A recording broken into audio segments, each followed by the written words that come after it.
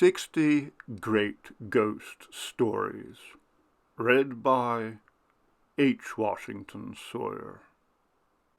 Tonight's story, Black Dog, by Penelope Lively.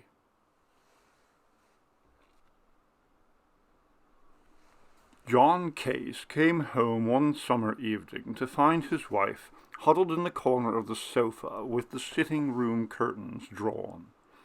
She said there was a black dog in the garden, looking at her through the window. Her husband put his briefcase in the hall and went outside. There was no dog. A blackbird flew shrieking across the lawn, and next door someone was using a mower. He did not see how any dog could get into the garden. The fences at either side were 5 feet high, and there was a wall at the far end.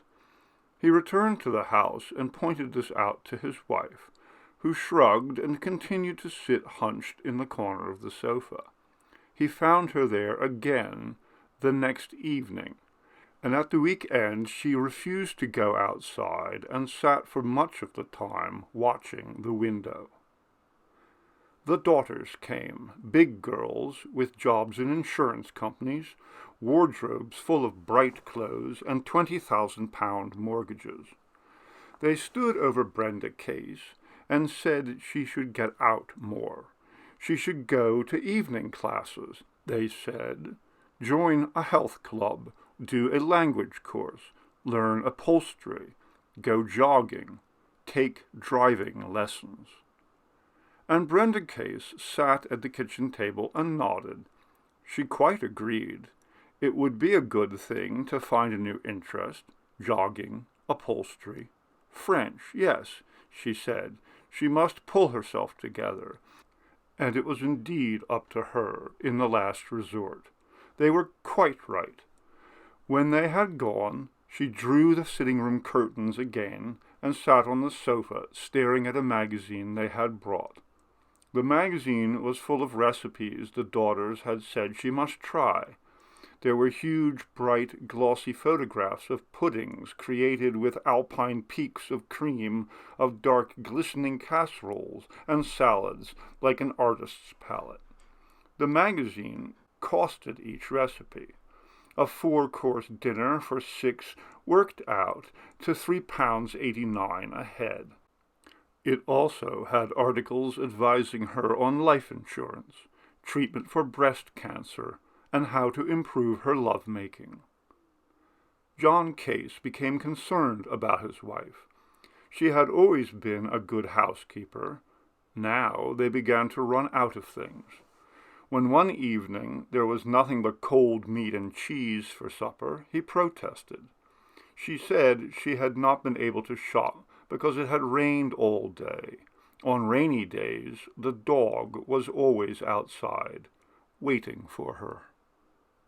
The daughters came again and spoke severely to their mother. They talked to their father separately, in different tones, proposing an autumn holiday in Portugal or the Canaries, a new 3-piece for the sitting-room, a musquash coat. John Case discussed the whole thing with his wife reasonably. He did his one evening after he had driven the Toyota into the garage, walked over to the front door and found it locked from within. Brenda, opening it, apologized. The dog had been round the front today, she said, sitting in the middle of the path. He began by saying lightly that dogs have not been known to stand up on their hind legs and open doors. And in any case, he continued, there is no dog at all. The dog is something you are imagining. I have asked all the neighbors. Nobody has seen a big black dog. Nobody round here owns a big black dog. There is no evidence of a dog. So you must stop going on about this dog because it does not exist. What is the matter? He asked gently. Something must be the matter. Would you like to go away on holiday? Shall we have a house redecorated? Brenda Case listened to him. He was sitting on the sofa, with his back to the window. She sat listening carefully to him, and from time to time her eyes strayed from his face to the lawn beyond, in the middle of which the dog sat, its tongue hanging out, and its yellow eyes glinting. She said she would go away for a holiday if he wished. She would be perfectly willing for the house to be redecorated. Her husband talked about travel agents and decorating firms, and once he got up and walked over to the window to inspect the condition of the paintwork. The dog, Brenda saw, continued to sit there, its eyes always on her. They went to Marrakesh for 10 days.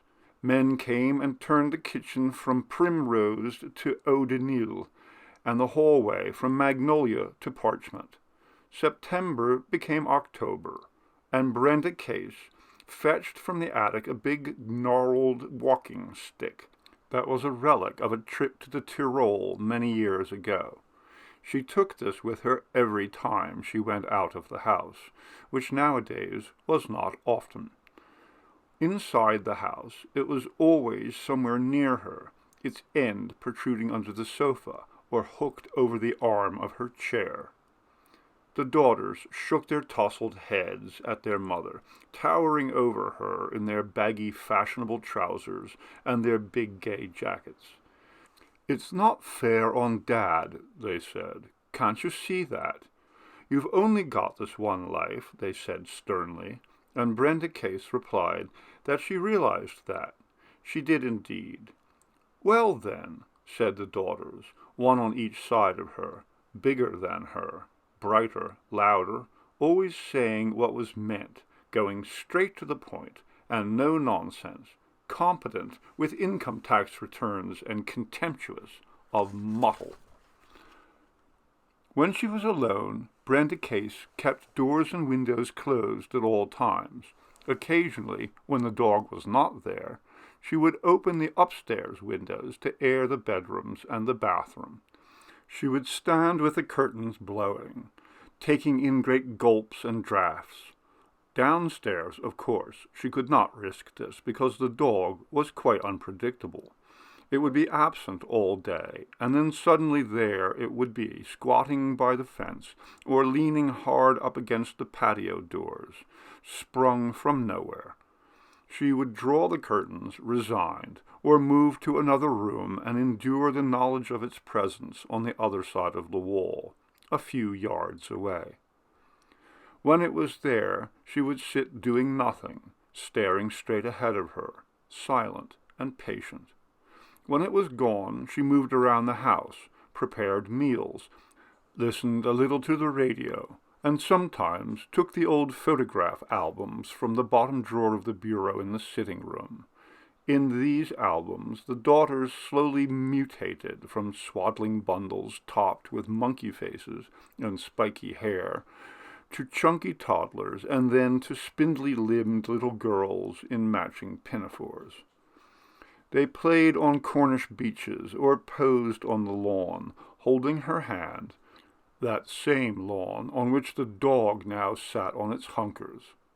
In the photographs she looked down at them, smiling, and they gazed up at her or held out objects for her inspection.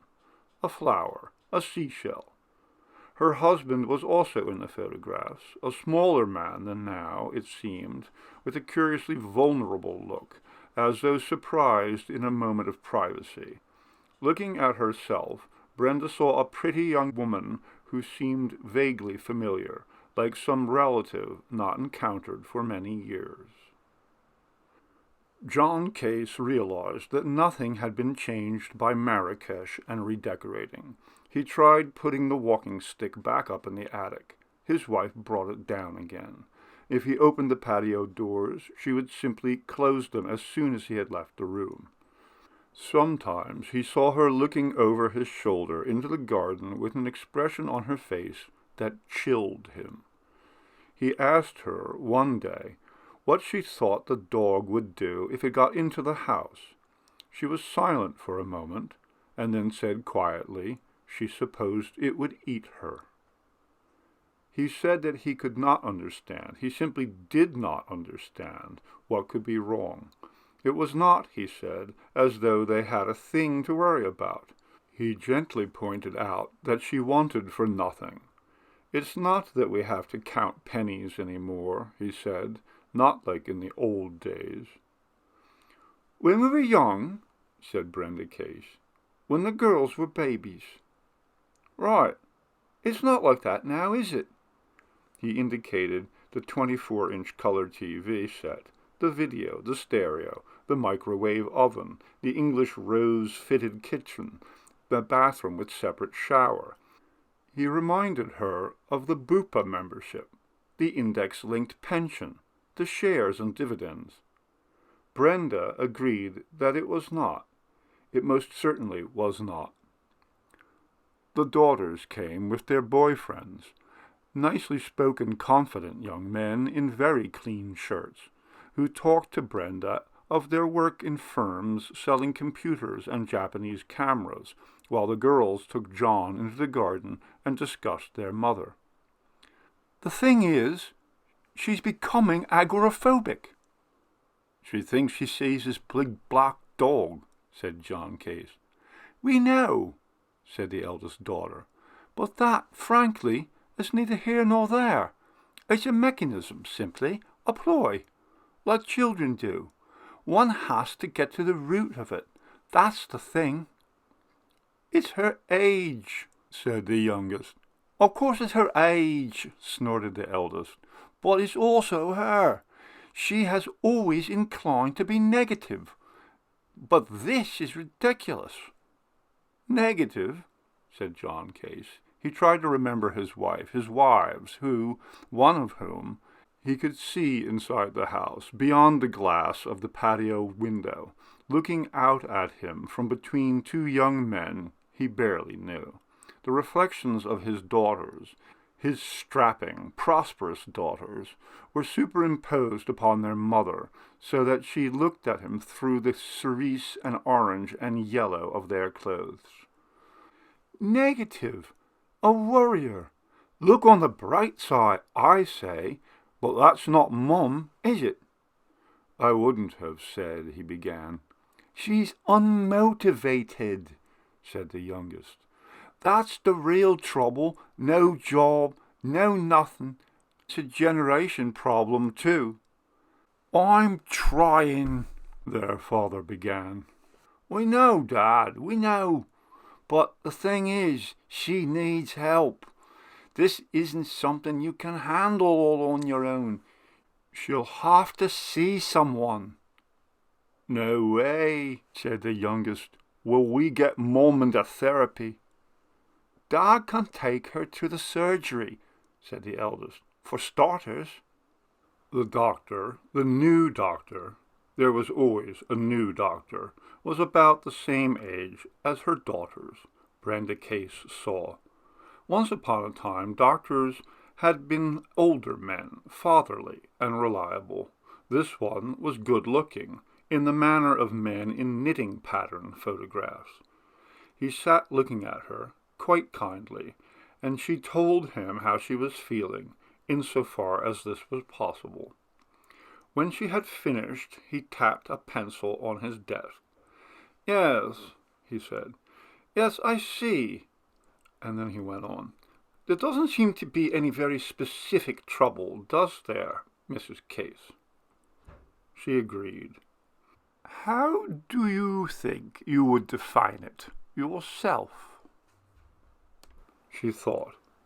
At last she said that she supposed there was nothing wrong with her that wasn't wrong with, well, everyone. Quite, said the doctor busily, writing now on his pad. That's the sensible way to look at things. So I'm giving you this, 3 a day. Come back and see me in 2 weeks. When she had come out, John Case asked to see the doctor for a moment. He explained that he was worried about his wife. The doctor nodded sympathetically.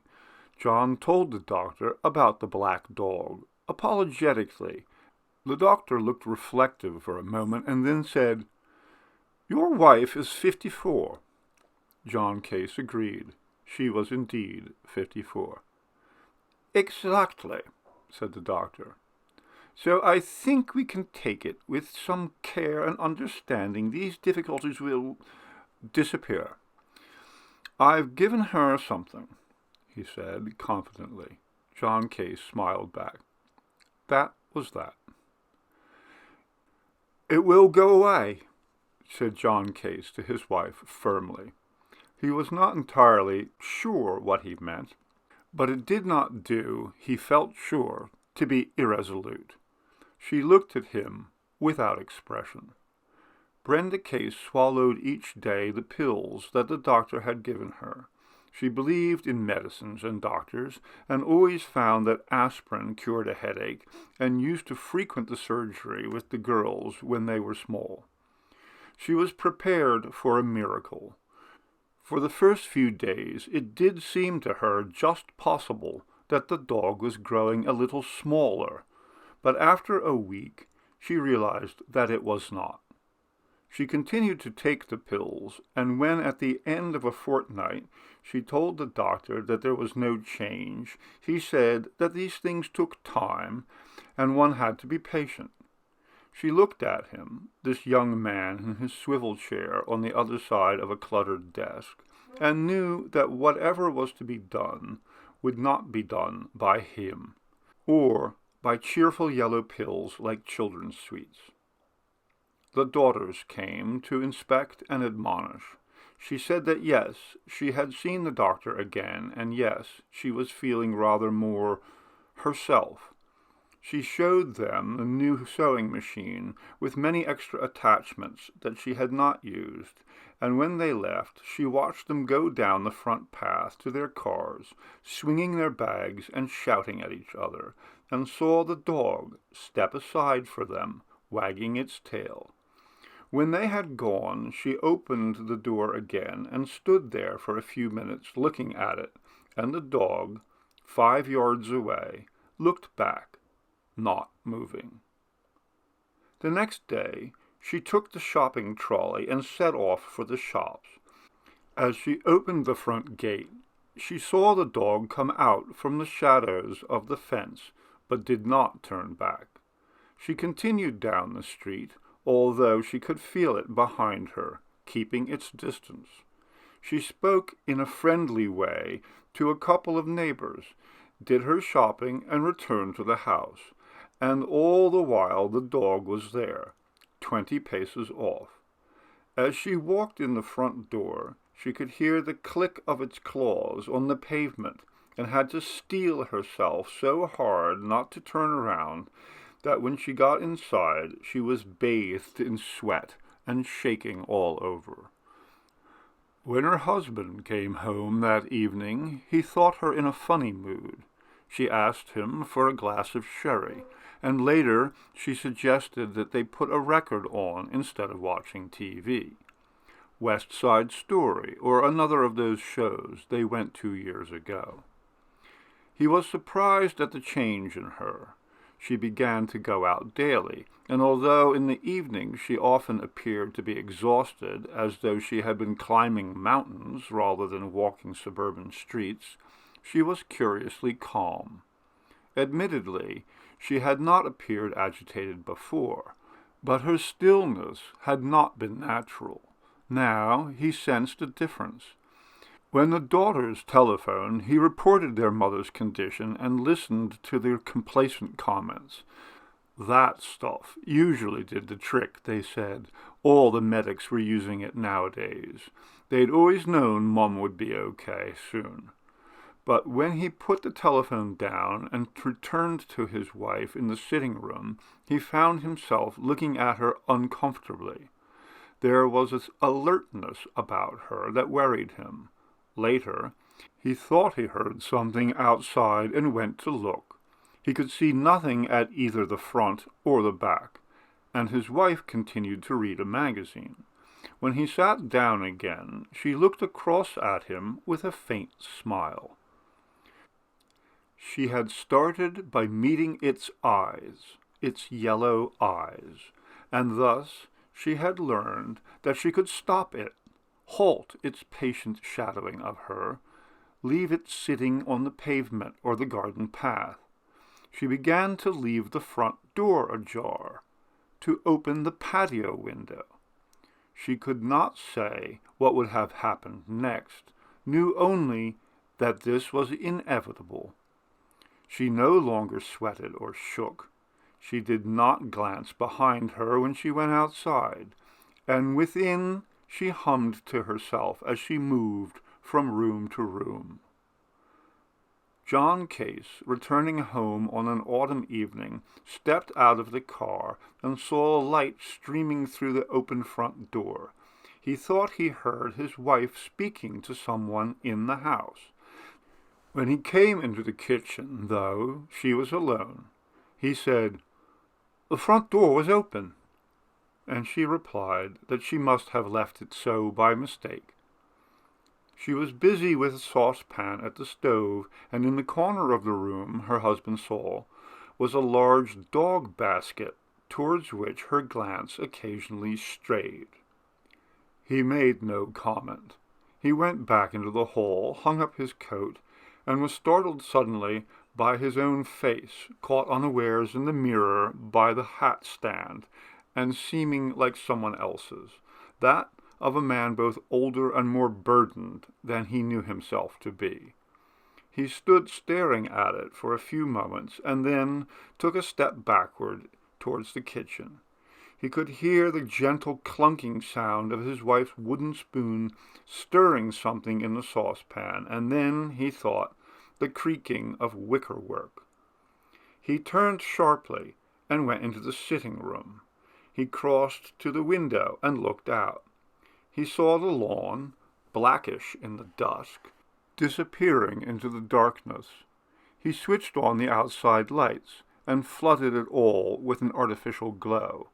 The grass, the little flight of steps up to the patio, and the flower bed at the top of them, from which he had tidied away the spent summer annuals at the weekend.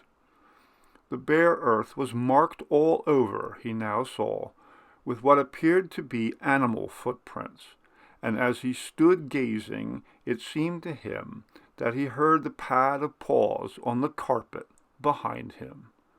He stood for a long while, before at last he turned round.